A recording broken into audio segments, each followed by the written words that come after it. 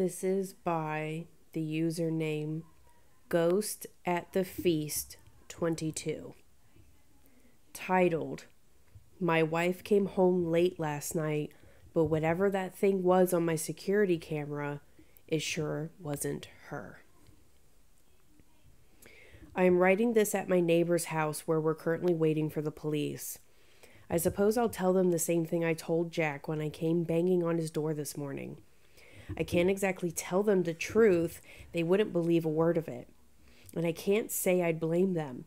I'm not sure why I'm even telling you, except you may be the only people who would believe me. And I have to tell someone or I think I'll lose my damn mind. For context, my house sits on a good amount of land that sits next to a large open field to the left of it. There's a few acres of trees beyond the field. A small forest, as my wife likes to say. Our closest neighbor, Jack, lives about 1.5 miles down the road, so we pretty much have the space all to ourselves. Our own little pocket of paradise. Beautiful and safe. Well, that's how I used to think of it. Now I don't feel safe here, not at all. It's tainted to me now, and I don't know what to do.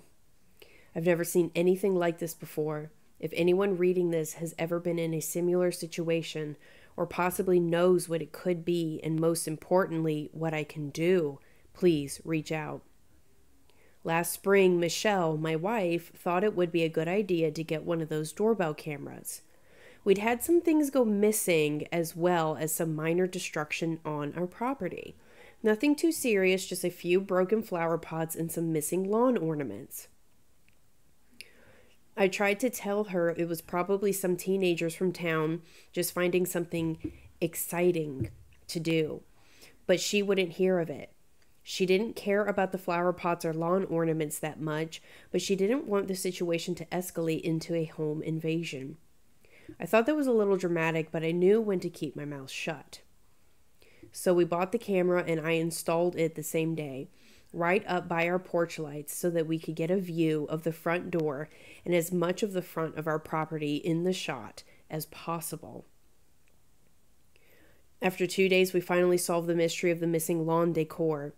You probably already figured it out. If you guessed 2 raccoons, you'd be dead on. It was kind of hilarious watching them scooping up my wife's solar garden lights and carrying them off on 2 legs. Watching them running away with those bright blue bulbs in their hands like 2 little burglars was pretty funny. They even looked the part with those masks. Even Michelle couldn't keep a straight face. I wondered what they were doing with all the stolen goods. Maybe sprucing up their digs out in the forest. Michelle started putting out bowls of cat kibble, and amazingly the thievery stopped. We still kept the camera up though. Turns out it would come in handy. Michelle has been out of town for work for the last 4 days. She was supposed to be home last night around dinner, but called to tell me the plane had been delayed and she wouldn't be home until 4 a.m. or later. I told her I loved her and I'd see her when she came home, and that was that. It was an average night, nothing out of the ordinary. I straightened up the house so she wouldn't come home to a disaster. I made some soup for dinner and fed the cat. After me and Mona curled up on the couch together, me watching TV while she purred on my chest. I went to sleep around 2 a.m. I'd only slept a little over an hour before I was woken up by an alert on my phone, a notification for the security camera. Now, it wasn't unusual to get an alert, especially late at night. It was always some little critter, a fox or a raccoon, but I grabbed my phone off my nightstand to check anyway. It was well after 2, and my immediate thought was that Michelle had gotten home earlier than she thought she would. I lay there listening for the sound of Michelle letting herself in, but it never came, only silence. I groaned, figuring she'd forgotten her keys. Wouldn't be the first time. She was notorious for leaving them behind, probably forgot them at the hotel or airport. I didn't jump right up to check, though, as I still hadn't heard her knock. So I opened the app and pulled up the live feed. Michelle was standing on the front porch, just staring at the door. I sat up, about to go let her in, when something stopped me. It was her face. She was smiling, Not just any smile, but one that I'd never seen before. A weird, thin-lipped grin that stretched the width of her face, like someone trying to show off all of their teeth. She stayed that way for a long moment, like a creepy mannequin. After a minute, her lips slowly puckered out into a pout, as though she were an upset toddler. She held that expression for a minute, then her lips dropped downwards, and a deep-set frown etched across her forehead. Oh my God. Here's what I get for reading this at night in partial darkness.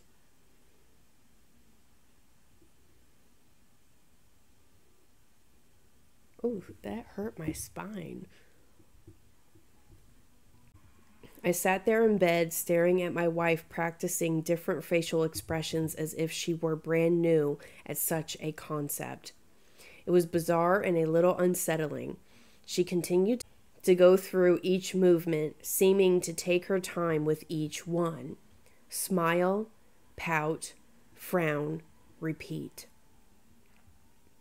After watching her for nearly 15 minutes, I finally recovered from my shock and confusion and pressed the intercom. "Babe, what on earth are you doing?" I said. Her head snapped towards the camera, looking up at it with wide eyes. It was as if she had forgotten the camera was even there. Her mouth was partially hanging open on one side, caught between a smile and a frown. She didn't answer me, only continued to stare, her face frozen in that disturbing look. I waited for a long moment, unsure how to proceed. The longer I watched her, the more I realized just how strange she looked. I didn't notice at first, being half asleep, but now that I was wide awake, it was so obvious that I wondered how I could have not noticed immediately. For starters, she seemed much taller. The top of her head came to just over the little rod we use to hang our different holiday flags. The one I have to stand on my tiptoes to be able to reach. That wasn't the only odd thing about her. Her arms were much too long, hanging down past her knees. Even her face was different. It resembled her enough that it wasn't instantly noticeable, but when I really looked, I could see that her face seemed more narrow, as if it had been stretched from the top of her head to her jaw. And the skin looked too tight, as if it were 2 sizes too small. The bones underneath pushing hard against the flesh. I was beginning to panic at that point. I didn't know if she'd been in some horrible accident or what, but I knew something was very wrong with her. "Honey, are you hurt?" I asked, my voice shaking. In response to my question, Michelle stamped her foot down on the porch hard, shaking her head. Before I could say anything else, she reached out and took hold of the doorknob and jiggled it fiercely. I was instantly filled with dread at the mere thought of her getting in. "I'm not letting you inside," I said quickly. I could hear her jiggling the knob frantically, her face still staring up at the camera. She finally let go after a few minutes and made a sound almost like laughing. The sound of it made my skin crawl. "I'm home," she said. Her voice, like her face, was similar, but not a complete match. It went from nasally to almost baby-like. "I'm home. Open the door." I almost closed the app and called 911 right then and there, but I'll admit I was afraid my wife was having some sort of a medical emergency. "Maybe I should call for help," I said. She shook her head again, her long hair whipping from side to side. Then something happened, and that image will stick with me for the rest of my life. Michelle, or the thing that was desperately trying to be her, seemed to stretch right in front of my eyes. Her torso thinned out and grew so that her head slid against the ceiling. Its skin looked so tight that I could actually hear it pulling, wobbling, and rubber-like. It had obvious trouble staying on 2 feet, but it managed. It tried to close its mouth, but it couldn't do it completely, and its jaw just sort of hung there against its chest. "I'm calling the police," I shouted, fear overwhelming me. The moment the words left my mouth, her face twisted in a look of pure hatred. It was like I could feel it radiating through the screen. I'd never seen such hate and rage in my life, certainly not on my wife's face. Quick as a flash, she dropped down onto the porch and crawled down the steps and onto the lawn. I watched in horror as she crawled towards the field, her long arms bent at sickening angles. She reached the edge of the field and disappeared in the tall grass. I sat, watching the screen, my heart racing. I was too afraid to look away even for a moment. After an hour without seeing her again, I finally felt safe enough to set the phone down and tried to sleep. I thought about calling my wife, but part of me was too scared I'd hear that poor imitation on the other end. I fell into a restless sleep sometime later. I didn't sleep long before my phone woke me again. Another notification.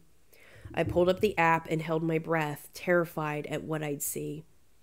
When the feed came up, I knew right away that I was looking at my wife. Relief flooded my body.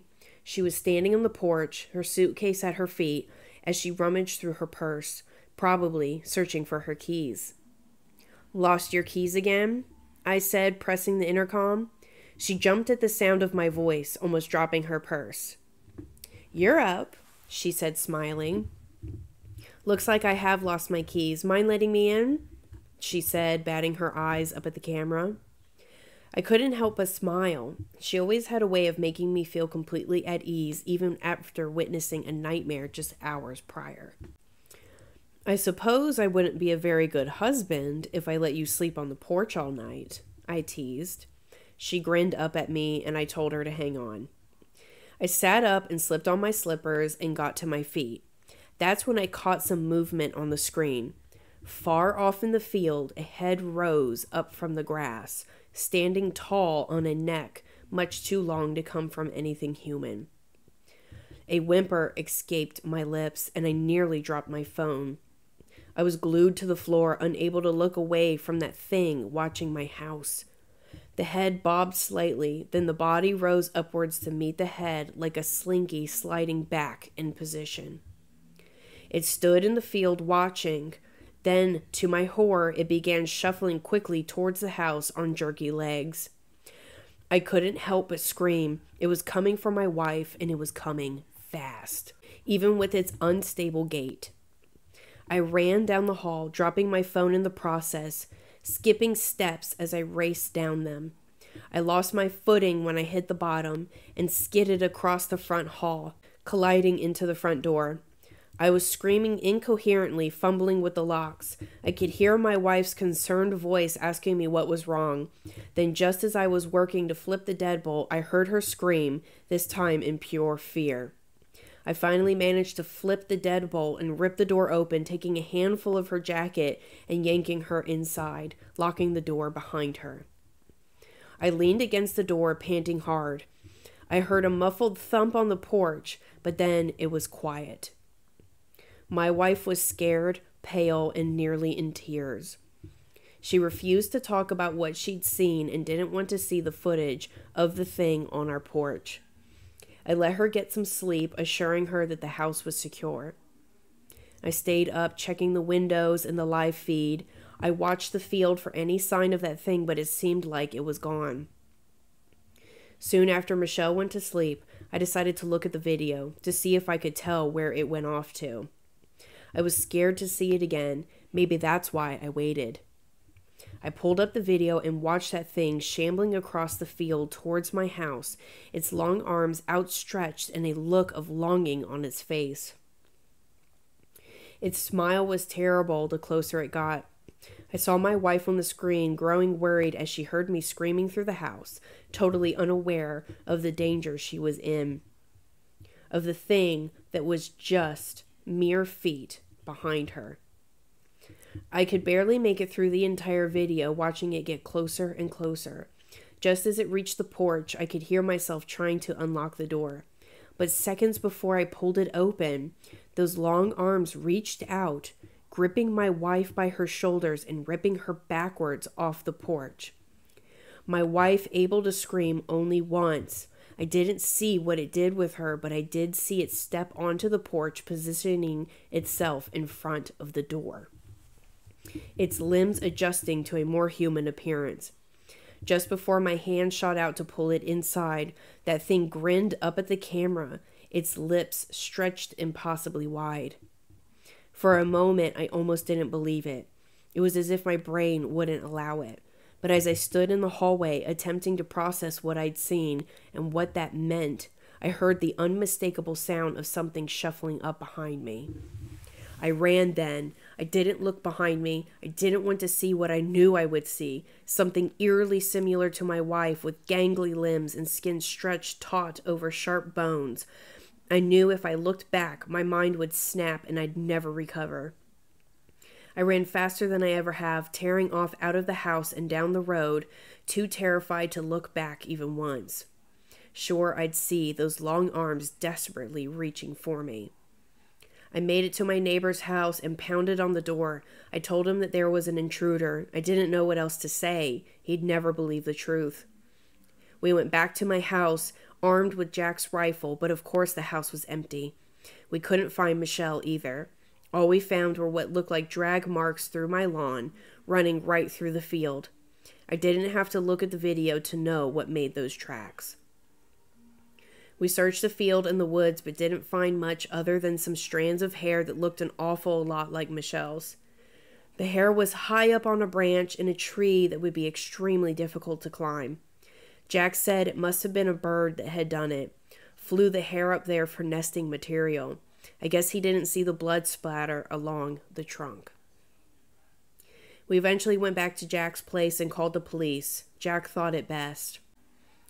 I agreed, but I know it won't make much of a difference. Michelle is long gone by now. I just hope she didn't suffer. The guilt I feel for not saving her, for not knowing that thing wasn't my wife, is so profound it aches to breathe. I deleted the videos. I couldn't bear to watch them again. I think my mind would have broke completely if I had. The police are here, finally done with their search of the woods. I guess I'll have to go through the motions. It's not like I have any other choice. Not unless I want to spend the rest of my days in a padded room, although considering the alternative, it's not a bad idea. If you have any experience with this or have any clue what I should do if it comes back, please let me know. I have a strong suspicion that it will be back, and God knows who it'll look like then. Because Jack's been acting a bit jittery ever since we came back from the woods, and it may just be my imagination brought on by stress and grief, but Jack's skin seems to be stretched a little too thin.